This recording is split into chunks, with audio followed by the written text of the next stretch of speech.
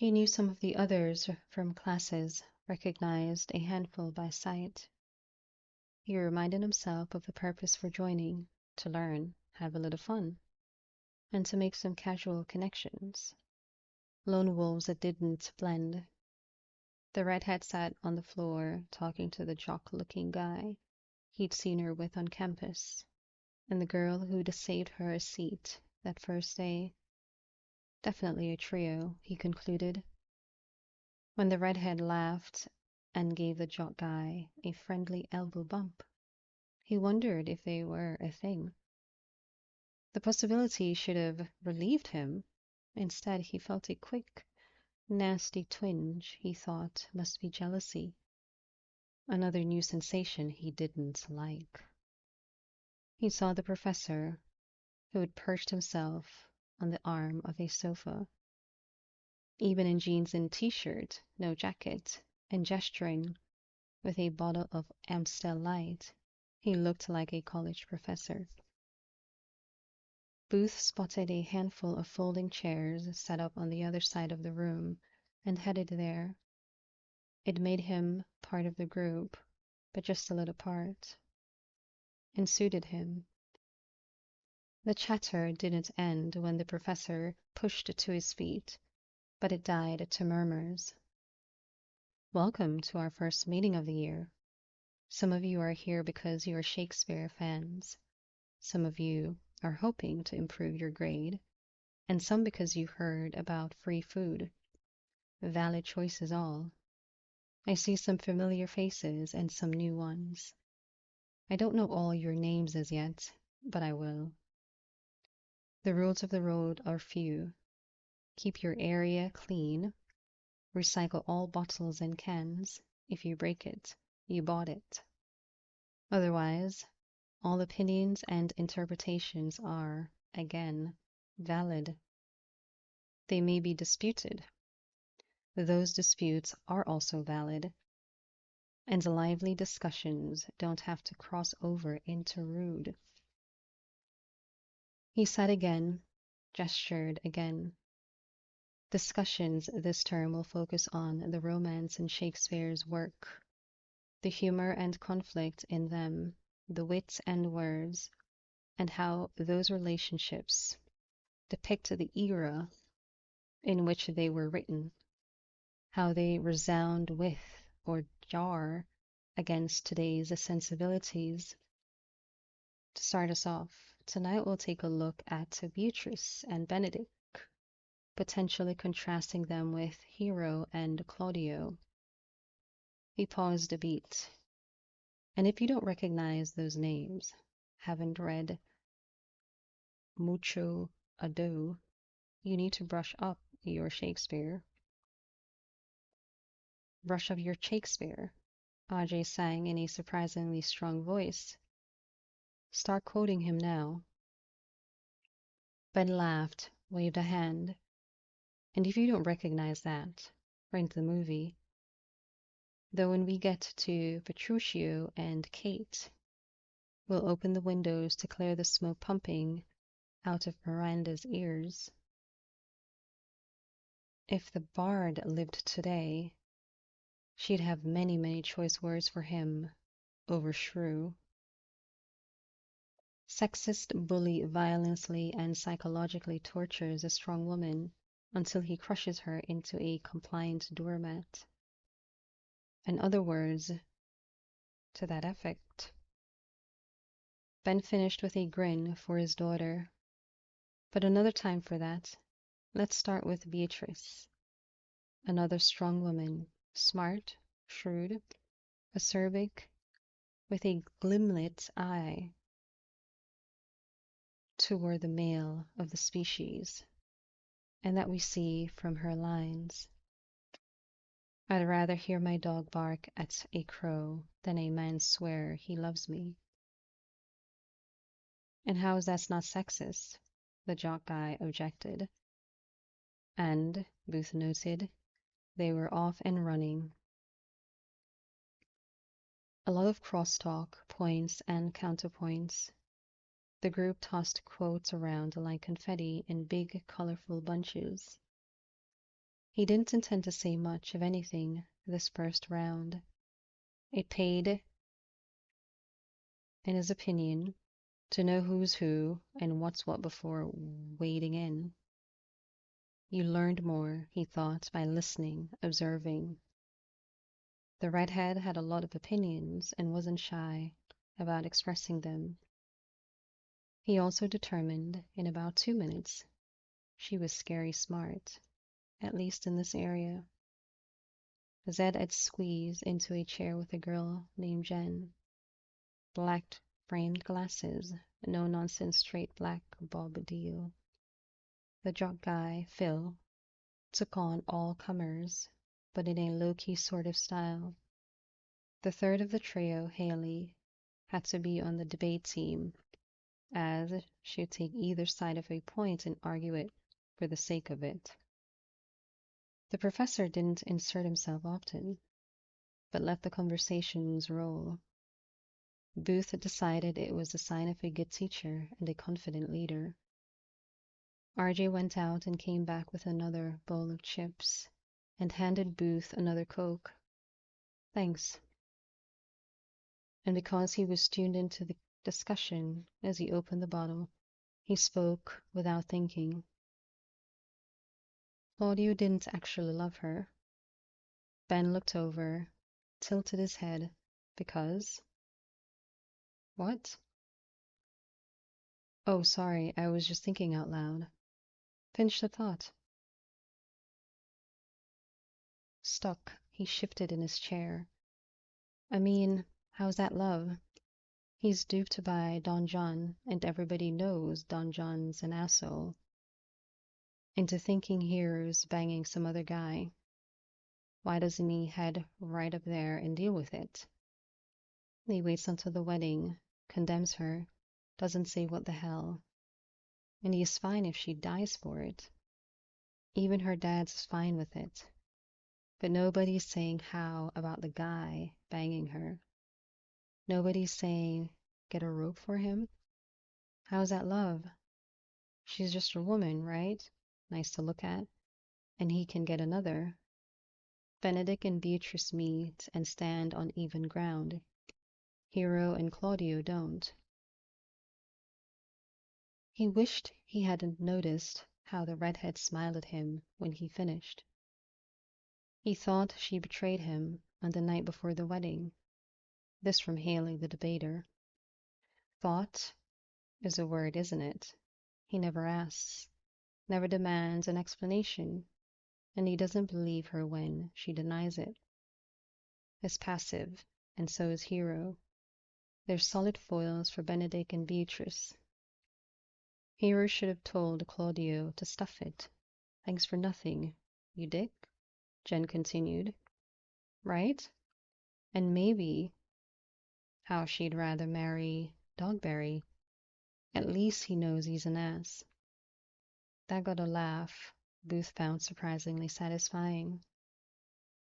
That brought on a couple of the theater kids acting out some lines from Dogberry and Watch. Let me ask you this before we wrap it up. Sorry, you're in my Monday and Thursday class. Booth Harrison. Right, a very solid paper on Henry V.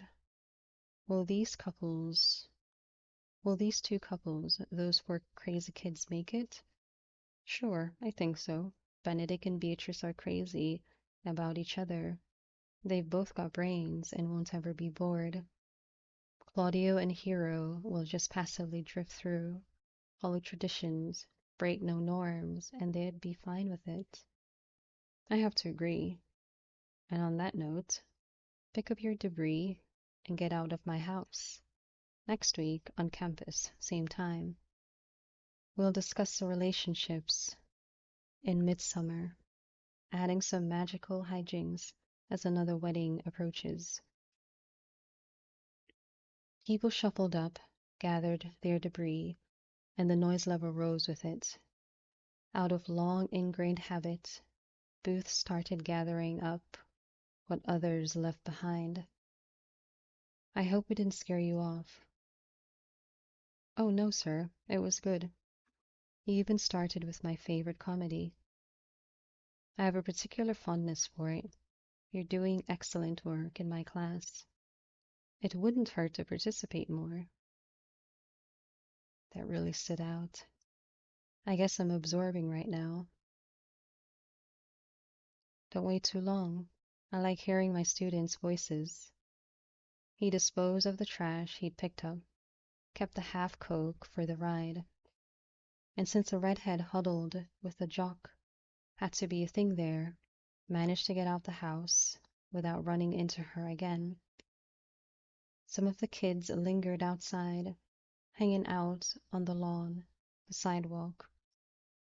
Some climbed into cars, others straddled bikes, and some he imagined would hike the mile and a half to campus.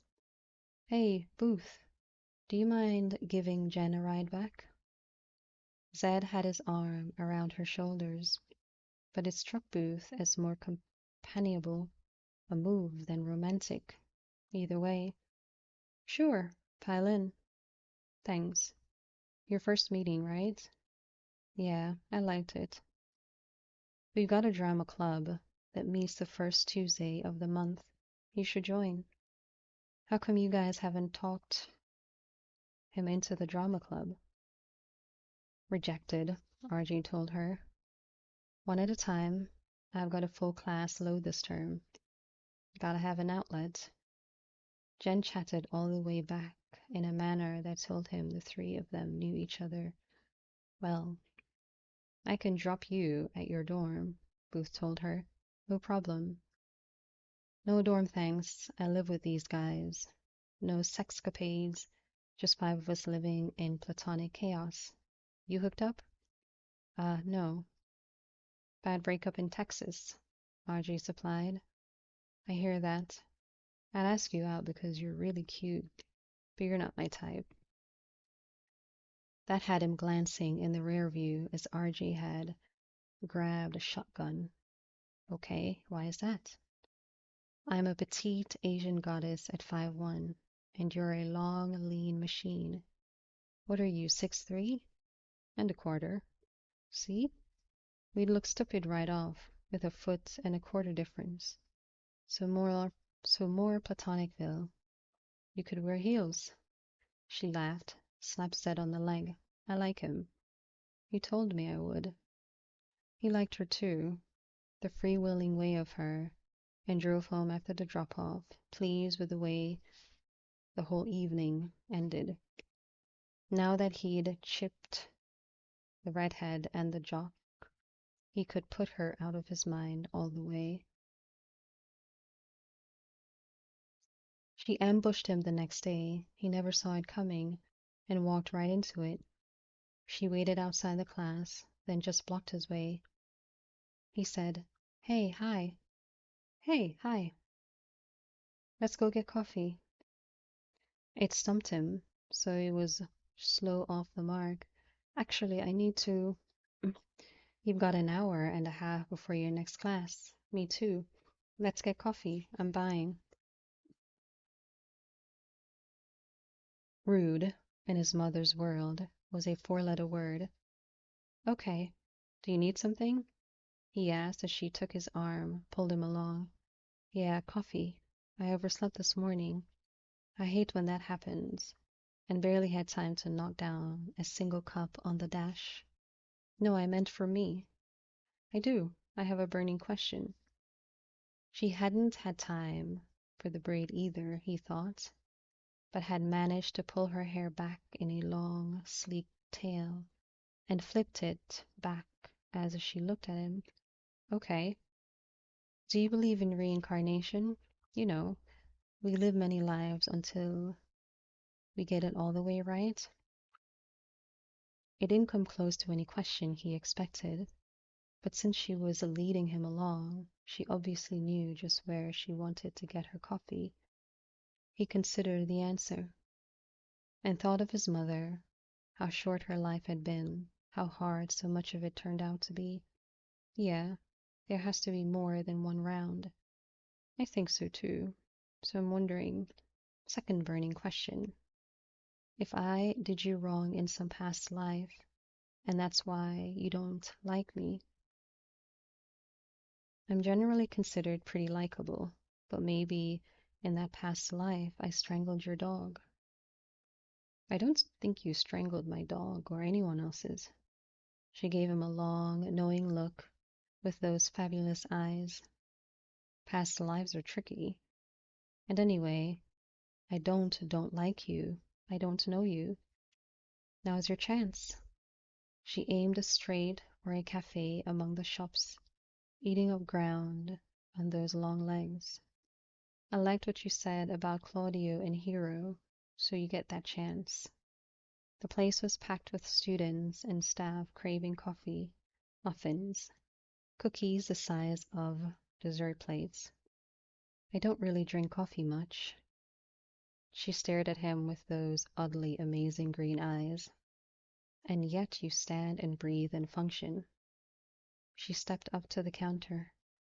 Miranda for both. Cafe Americano extra hot. He figured that was enough espresso to drive an 18-wheeler cross country. Do your eyes bug out like an electrocuted carton cat after you drink that? We'll find out. Vanilla latte. Ah, a coffee wimp. Accepted. She paid, and they shuffled aside to wait. The whole place smelled like coffee, a scent he'd never found translated satisfactorily to the actual drink. But even though he caught her scent. But even through it caught her scent. Light, fresh.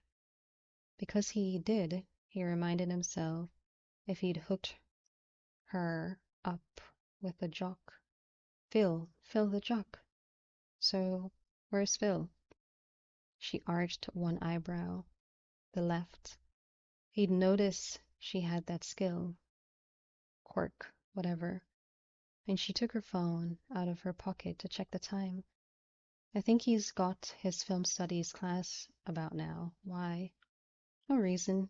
I just figured since the two of you were a thing. She smiled that smiled, then turned to grab their drinks when they called her name. Let's take these outside, out of the noise. A thing, she repeated as he got the door. We do have a thing. It's called friendship. We clicked in sophomore year, sophomore because I took enough college level in high school, and in summer courses to come in as a sophomore. He's really smart, funny, athletic.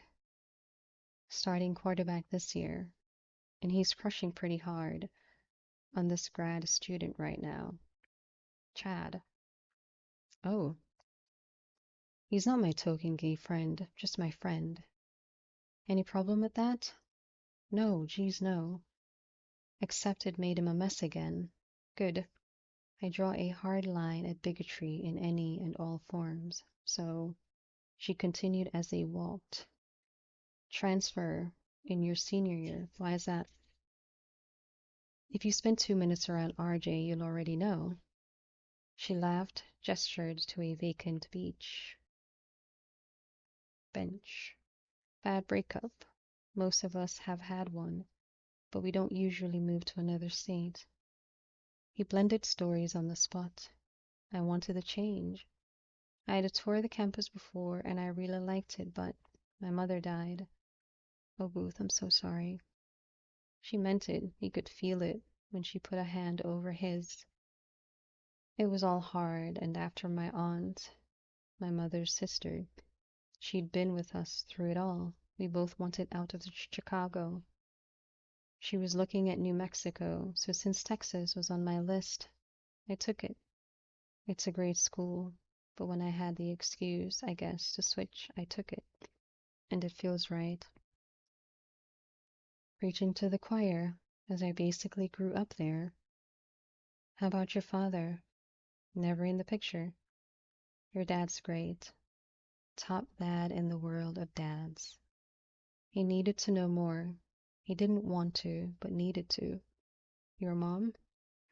Long story. Short version? She fell out of love with us, wanted someone and somewhere else, so she left. Now I'm sorry.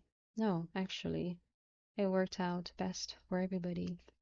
She's living the dream in Hawaii, the big island, with Biff.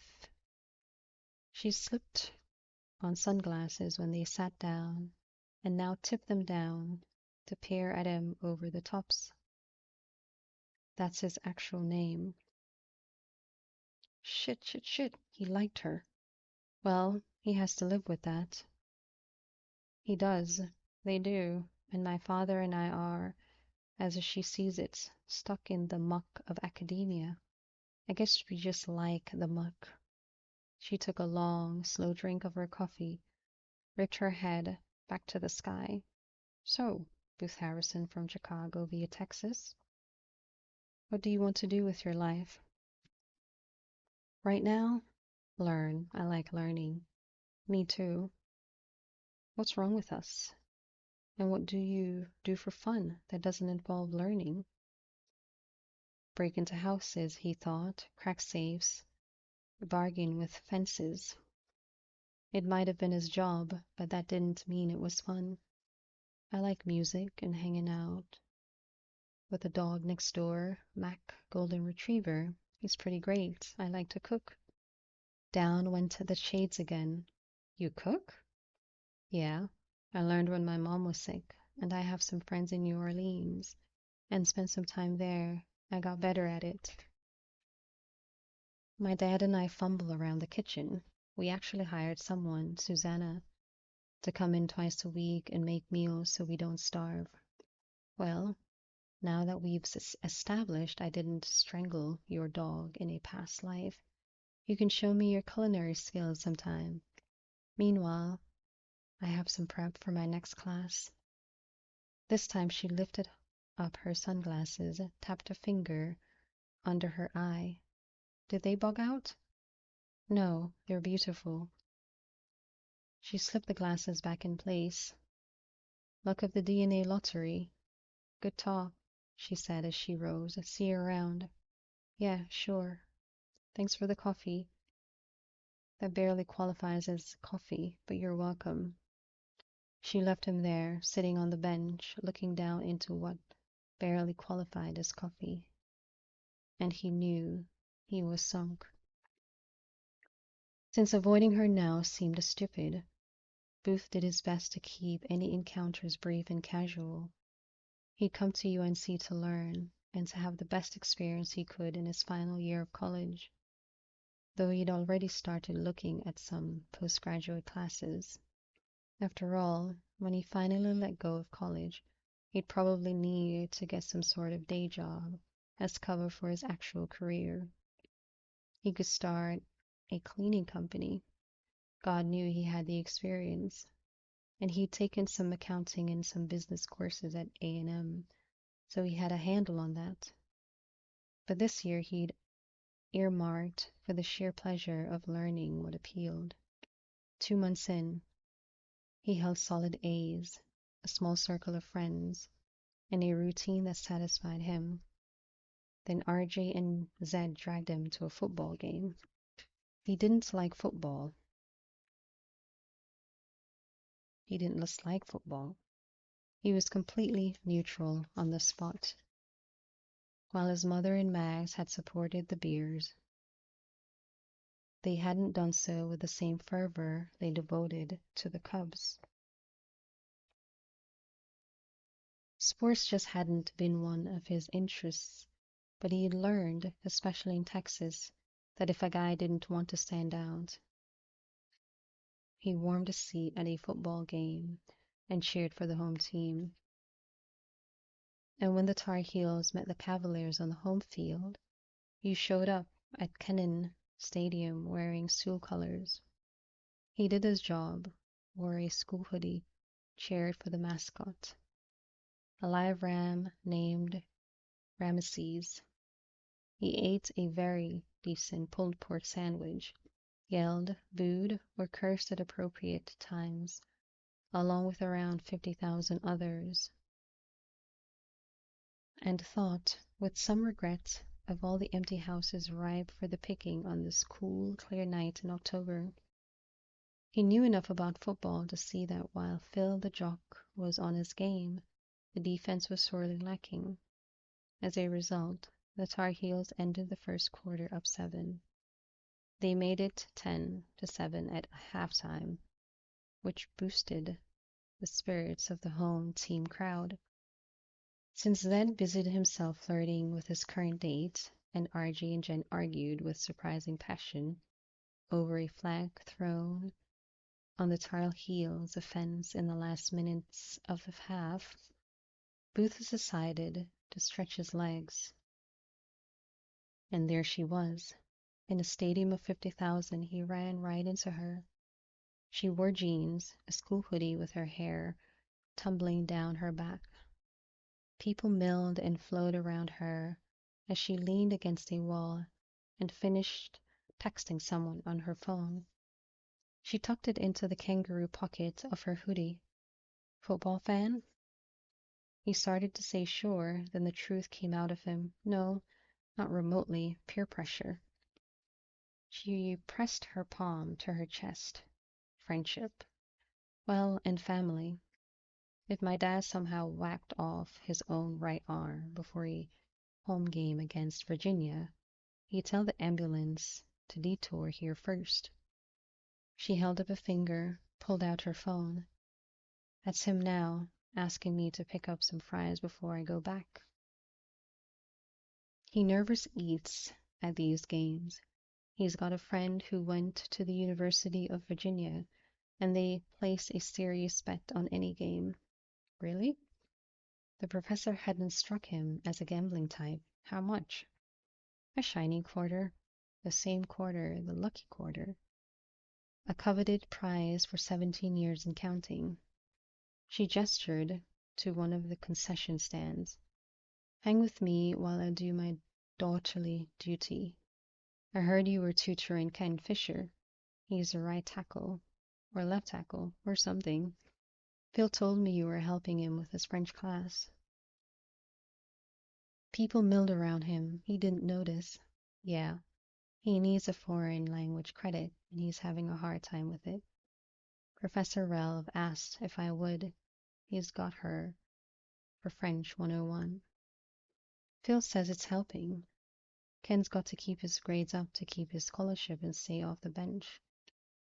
Do you have time to take on one more?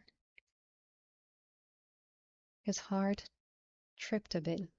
Do you need some help? Me? No. And she spoke in French. Conversational, no problem, but the reading, the writing. I'm not good enough to help Haley, and she's struggling. She ordered the fries, turned back to him. Do you have time? And what do you charge? I could see what I could do. Ken's paying 20 a session. Sounds right. Let me know, okay? She seriously tanked her last assignment and she's freaking. Maybe he had found his day job. Early. I've got time between classes on Mondays, 9:30 to 10:30, and on Wednesdays, 1 to 2. Thursdays, same as Mondays, if any of those work. I'm booking you for her. Okay. If she changes her mind, she won't. Freaked. Haley doesn't tank assignments. Give me your phone. She pushed the takeaway box of fries at him as if she took it. Putting my phone number in your contacts. Just text me if anything changes with you. Got it. He didn't mean to ask. Knew it was a mistake, a terrible idea, but he did it anyway. Do you want to maybe grab a pizza sometime? She smiled, did that single eyebrow raise. Yes, but I'd really like to come to your place for dinner and see if you can really cook. Bigger mistake. Much bigger. But sure. How about tomorrow night? Does 7 work? It could work. Great. She took out her phone again. I need your address. In a kind of daze, he gave it to her. Well, Any, you know, allergies or anything like that? Anything you won't eat? No allergies, and if you cook it, I'll eat it. She took the fries back from him, shook the box. I have to get back before these get cold. I'll let Haley know about Monday, and I'll see you tomorrow. Yeah, see you tomorrow. Hope your dad wins his quarter. She tossed a sparkling look over her shoulder. Not as much as he does. In the same days, Booth made his way back to the stands. What the hell had he done? And what the hell was he going to cook?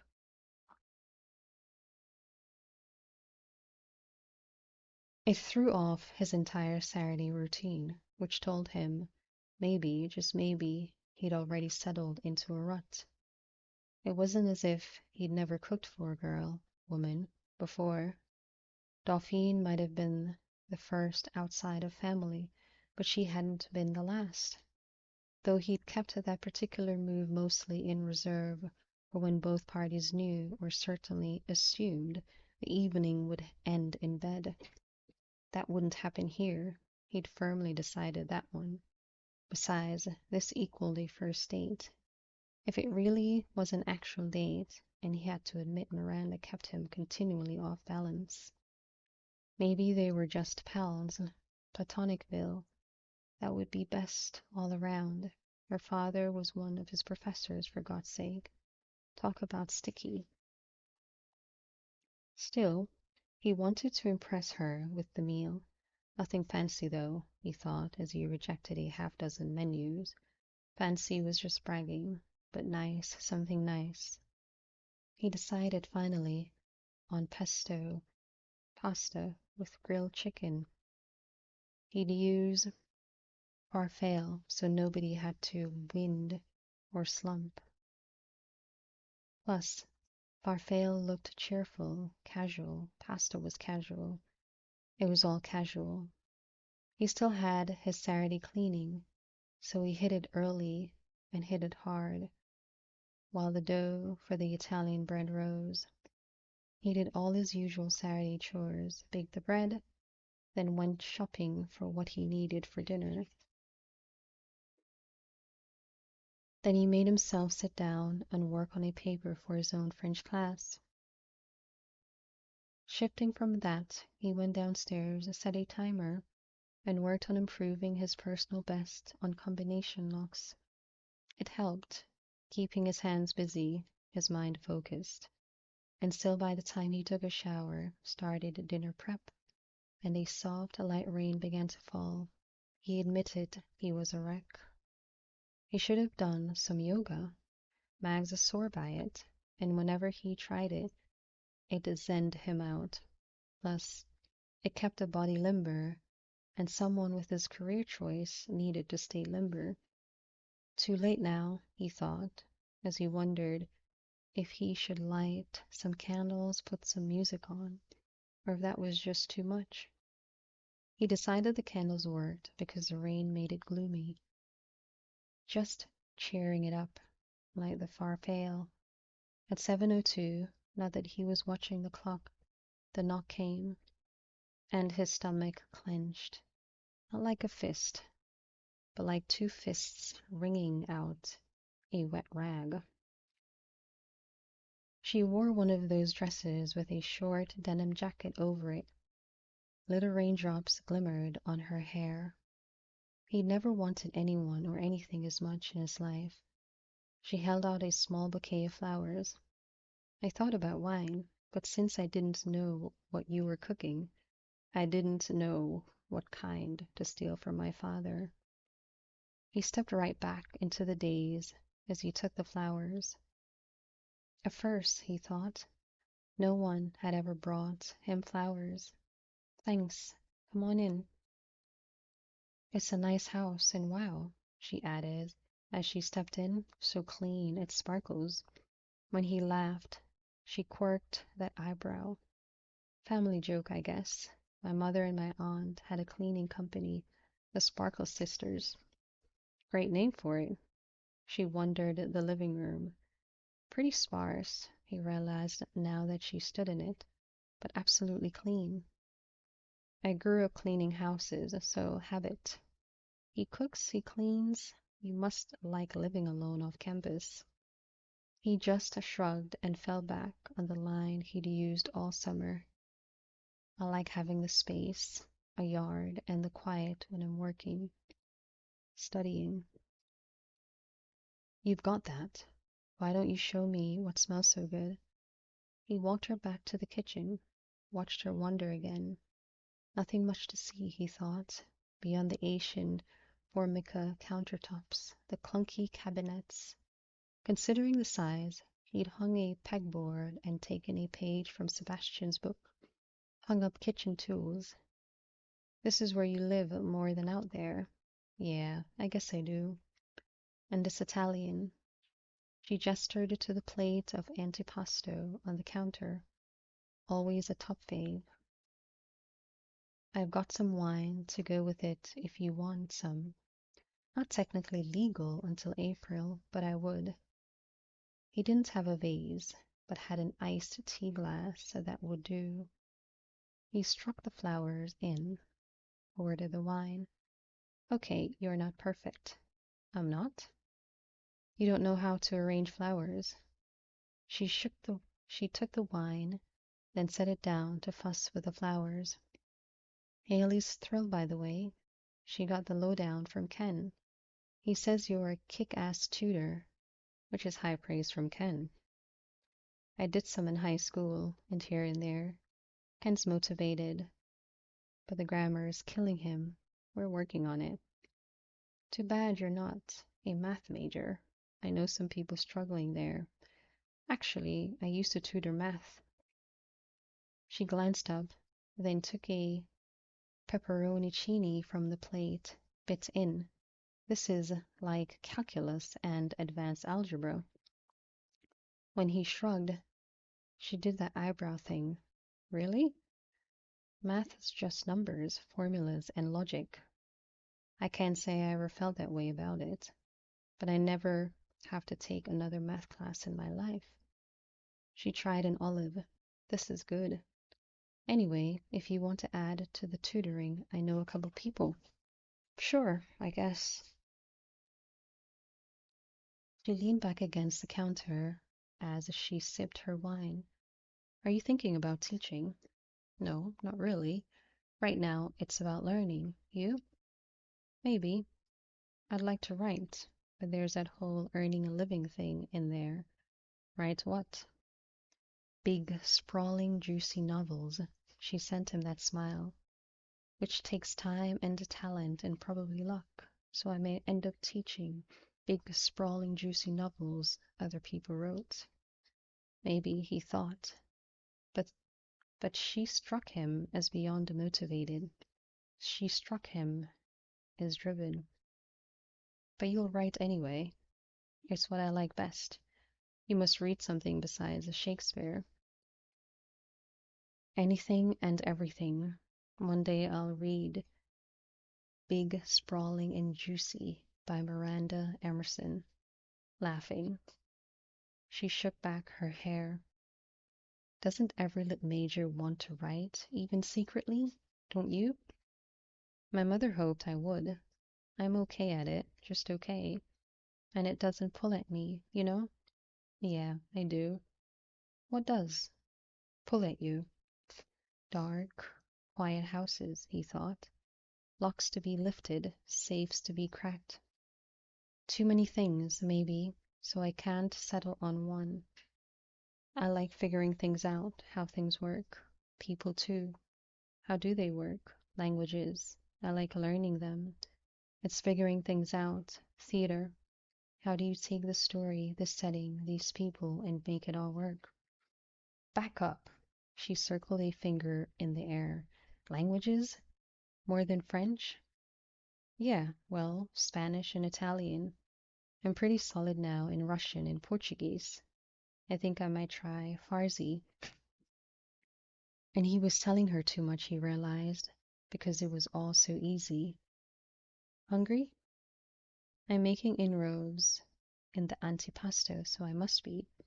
I'll get the pasta going. He already had the water heating, so turned it up to bring it to a boil. She sipped her wine, moved over to lean on the counter by the stove. How do you say that in Italian? You know, boiling the pasta. And he spoke in Italian. Of course, you could have made that up, but it sounds right. He'd wrapped the bread in cloth and now uncovered it to put it on a cutting board. Where'd you get the bread? Her hip bumped his as she moved over to sniff it. You did not make the bread. He didn't know if he felt goofy or proud. Baking bread's one of my Zen things. Shut up. When he started slicing it, she grabbed a piece from the board, bit in. Well, God, this is awesome. Maybe you should open a bakery. Are you kidding? Do you know how early bakers have to get up every day? Middle of the night, basically. And baking for a living cuts deep into the Zen. I guess it would, but you could. And that's the thing. Dad and I bake cookies together every Christmas. Trust me, we couldn't open a bakery. She watched him add the pasta to the boiling water, getting out a colander wide bowls. You're the first male to ever cook, or attempt to cook, dinner for me other than my father. Really? Really? I'd ask if I can help, but I'm just going to stay out of your way. She did just that while he got out the cherry tomatoes he'd already halved, the container of pesto he'd made, more fresh basil, a hunk of fresh parmesan. She nibbled from the empty pasta plate while he sliced the grilled chicken he kept warm in the oven, mixed the pasta, chicken, pesto, tomatoes in a bowl. Did you actually make the pesto from the basil? That's how it's done. He cut slivers of it to garnish the serving he'd arranged in the bowls, then grated the parm over it. He poured a little balsamic over the olive oil in dishes for dripping, put it all and the bread on the table. It looked good, he decided. Damn good. And she looked just perfect. Okay. Buon appetito. I heard that. She sat, immediately took a forkful of the pasta. Okay. Well, wow. You know, when I invited myself to dinner, I figured you'd toss something on a grill, maybe bake a couple of potatoes, which is all fine. This is amazing and delicious. You're the first person I've had over for an actual sit-down dinner. Is there another kind? There's taking some Cajun potato salad over to a neighbor's cookout, or sharing some leftover spaghetti with the kid next door. Now I have to ask, what's Cajun potato salad? Something else again. A friend of mine in New Orleans gave me his secret recipe for his Cajun spice mix. I've never been to New Orleans. Is it a wonderful? Is it as wonderful as it looks in the movies? It's like nowhere else. I felt steady there, easy there, when everything went rocky. You should go sometime. It's not just a place, it's an experience. I'll put it on the list. Where else have you been? I've never been anywhere before, so I took a long road trip on the way to New Orleans, then to Texas. I drove through the Smoky Mountains. Chicago is, you know. He drew a flat line with his hand. So I'd never seen anything like them. And I'd never seen the ocean, so I drove the coast some, went to the Outer Banks. Water pulls me, water and hills. We stayed in a house on Hatteras a few years ago for a week in the summer. It's beautiful. Where else have you been? England. She tore off a hunk of bread, dipped it. My dad, right? Shakespeare. Ireland. Because Yeats, Joyce, and so on. Gorgeous and green, Maine. And if you like the ocean, you should see it from one of those rocky Maine beaches. I'll put that on the list. Where do you want to go you haven't been? Top pick? Florence. The art, the architecture, the food, the sun, the shopping. He'd stopped feeling nervous and self-conscious, stopped worrying about what to say and what not to say. He felt more easy sitting at the little table with her, while the sound of rain pattered outside than he'd felt anywhere in life. He hit one of mine. In fact, Mags and I are going over spring breaks. Mags? My aunt. Lucky you. You must be tight with your aunt. What does she do now? Does she still have the business since she moved to New Orleans or New Mexico? No, actually. He could have said anything, but went with truth. She's a phone psychic. He waited for the reaction, expected laughter, possibly derision. Instead, he got wide eyes and a light punch on the shoulder. Get out. Seriously? Does she read palms? You can't read palms on the phone, can you? Tarot cards? Yeah, that. And vibes or something. This is amazing. Wait. She pointed at him. You don't believe. You'd have to know Max to. You do? And psychics? There are more things in heaven and earth. Horatio. We went to Stonehenge when we were in England, and this much smaller but incredible stone circle in Ireland. If you didn't feel the more there, you'd never feel it. They talked, and it was all so easy. He couldn't pinpoint the moment when the nerves vanished. Everything just glided. Books they'd read, movies they'd seen, music they liked, and more as they ate pasta and bread, then scoops of gelato. They talked while she helped, insisted on, with the washing up, then more as they sat a while longer, her with a sparkling water, him with a Coke. Just past midnight, she sighed. I need to go.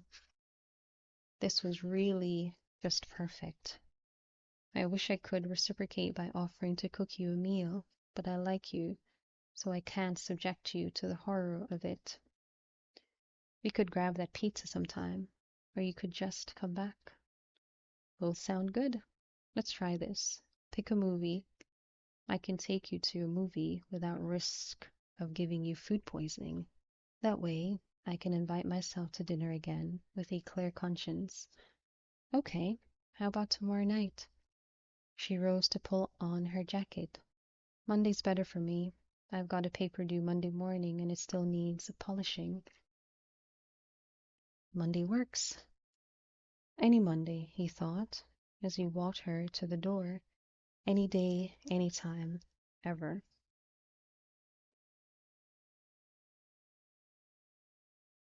Pick the flick, text me. She tossed her hair back, looked dead in his eyes. Thanks for dinner. It was wonderful. When she opened the door, he saw the rain had gone to a mist. It floated, thin, cool, and beautiful. She stood in the open doorway, her back to it, and simply took his breath away. I have to ask a question. Okay. I think I'm a pretty decent judge, and I'll judge you. And I'll judge you're into me. Who wouldn't be?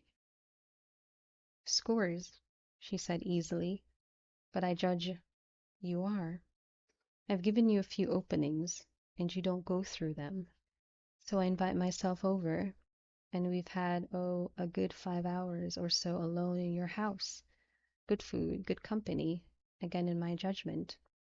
But you don't make a move. And there, once again, she'd thrown him off balance. I wasn't sure if you... I could have moved on you. Not at all opposed to that. Equal rights and all. I wondered if you were just not over that bad breakup. The what? Oh, no, no, no, he repeated. That's all done. Good to know. Maybe you don't have any moves. Off balance and knocked back, he led with pride. I've got moves. I've got some damn moves. Maybe you should show me, just once, she added, holding up a single finger. Doesn't have to be your best. I'll certainly grade on the curve, as you might be rusty.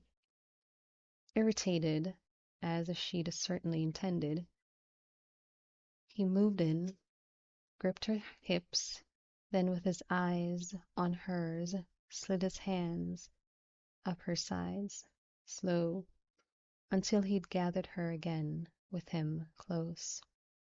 Only then did he lower his mouth to hers. It was hard not to take too much, not to feast when he'd wanted and wanted and wanted, but he couldn't float here like the mist floated beyond them, float on the taste of her, the feel, the scent, the everything of her, not take too much, follow the no greed rule, and just bask in the moment, having her arms around him, having her lips answer his, hearing that low hum in her throat. Her hands slid up into his hair as a kiss spun out, and because his hands wanted to touch, to take too much, he cupped his on her face, changed the angle of the kiss, and let it spin out once again. When he eased back, he looked into her eyes, those sea witch eyes. That's a good move, she managed. I thought about starting with this one. He turned her, pressed her back against the door jamb, and with her pinned between it and his body, took a little more. Now he could feel her heart pounding, her pulse jumping, and the single quick tremble that shuddered through her. Also a good choice. He liked knowing her voice wasn't quite steady, nor was a hand she pressed to his chest to create a little distance between them. 10 out of 10, no curve needed. Now I really have to go. Or you could stay. He touched her hair, all that beautiful, fired gold hair. I want to more than I thought I would, so I have to go. I have a rule about first dates, and I really want to break it, so I can't. We had coffee that one time. She laughed, shook her head. Definitely doesn't count. Rules is rules, she said, and sidestepped him. Let's try that movie, maybe the pizza or whatever. I get rules. I've got some of my own, and one, carved in stone, was to respect a woman's choice. Monday night. Monday night. He watched her walk through the mist to her car, watched her drive away, and he thought, this is what they're talking about in all the books. This is what they meant. This was falling in love. When she got home, Miranda hung up her jacket very carefully.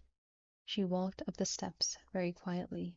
She knew her father's bedroom light was on, as if she'd seen it glow when she pulled up, but he often fell asleep reading in bed, his glasses sliding down his nose, the book open on his lap. Not tonight. He sat up wearing a Tar Heels t-shirt and shut the book he held when she peeked in. You know, she began, I'm too old for you to wait up for me. You'll never be too old for that. Besides, I wasn't. I'm reading a very good book on a rainy Saturday night. How was dinner? She crossed the room to sit at the foot of the four-poster that had been his grandmother's. He baked bread. Ben frowned. You mean from yeast and flour? Yes. He said it's a Zen thing, and he made this amazing pasta with pesto he also made from scratch. You can do that? He did.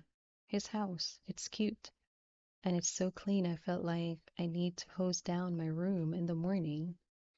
His mother and his aunt used to own a cleaning company, and he helped clean houses. Oh, oh, his aunt. He called her Mags. She's a phone psychic. I can't get over it. You can tell he loves her, not just the shore I love my aunt, but loves her. She got up, wandered to the window to look out at the misty night. And he used to tutor math too, so I'm going to tell Nate to contact him. And he doesn't just speak French, but Italian, Spanish, Russian, Portuguese. Ben shifted in bed. Are you sure he's not inflating some of his baby? He's not. You sort of have to pry things out of him to start. He's not shy, but he's cautious. I had to bait him into kissing me. Oh, Miranda, how many more gray hairs do I need? She came back, pressed her lips to his cheek. As my father, you'll be pleased to know that when he could have taken advantage, and sorry, there's another gray hair, he could have, he didn't. He didn't press, he didn't push, he didn't sulk. He's got what you always say is so important, a solid core. Exactly. He's special, Dad. There's something different about him, and I want to find out more. I'm taking him to the movies Monday night. He shook her hand, rubbed it between his. You'll be careful. You know I am. I was raised right. I like him. He's extraordinarily bright, well-mannered, without being too stiff or shiny about it. We'll have him over for dinner sometime. Susanna will cook, then I'll grill him like a fish. Seems fair. She kissed his cheeks again. Don't read too late. You know you'll nod off. Then you get that thing in your neck. When you're right, you're right. Good night, sweetheart. He waited until he heard her door close, then set the book aside.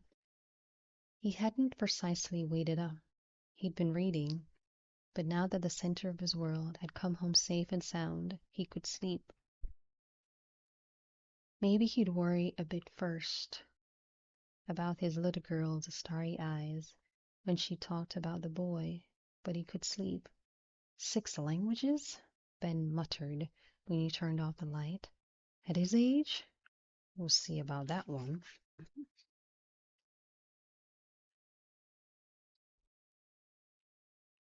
By Monday, Booth had 3 more students. He'd need to juggle his time, but he'd always been good at juggling. He set up in one of the student study areas with Miranda's friend, Haley, and quickly learned she had a tighter grip on French than the football player.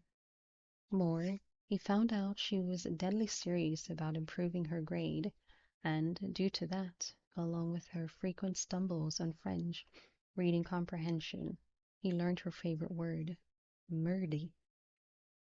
Okay, that's time. Look, you're solid on conversational. You need to wire up for translating and comprehending the written.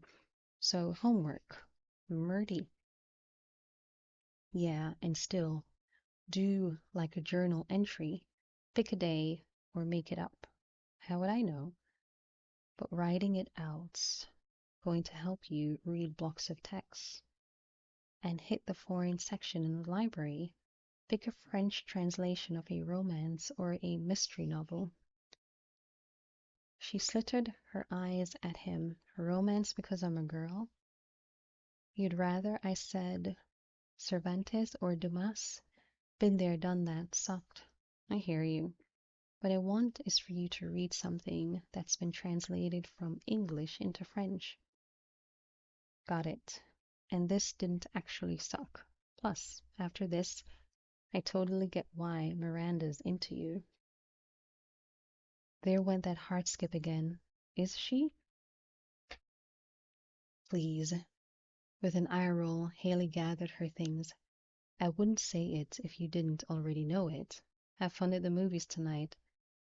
Thanks. See you next time. He grabbed his backpack, thinking he'd grab a Coke to sustain him through his next class. He ran into Ben on the way. Booth, got a second? Miranda tells me you speak Italian. He nodded because all he could think was Miranda talked about him with her dad. A good thing, a scary thing. He decided the answer was both. Do you read it? Yeah, Great, I don't. Ben dug into his own bag and pulled out a scrap of paper. Can you translate this for me? Booth took it, scanned it. Yeah, it's Dante, from the Inferno. You'll know it in English because it gets tossed around a lot. Do not be afraid. Our fate cannot be taken from us. It is a gift. Ah, of course. Then again, Ben said as he took the paper back, most of us wish sometimes we could return the gift. If you did, everything else changes with it. True enough. I hear you're doing some tutoring, French, calculus, global authors, Jane Austen? Yes, sir, that sort of happened. Calculus and Austen. Quite the combination. Let me ask you something, Booth. He didn't freeze, but braced. He hadn't faded into the background the way he knew he should have. When you stood out, people noticed and had questions. You detect memory or just a wide range of interest? Definitely not the question he'd expected. It can be both. It can. I thought I detected memory. It's just something else that happened. It's rare and valuable. Definitely a gift you wouldn't want to return. Sometimes remembering every detail isn't a big plus. Studying him, Ben nodded. I suppose you're right. Come to dinner tomorrow night. Sorry? To dinner, Booth. Tomorrow, 7. Thanks for the translation. Ben strolled off. Booth stayed rooted to the spot.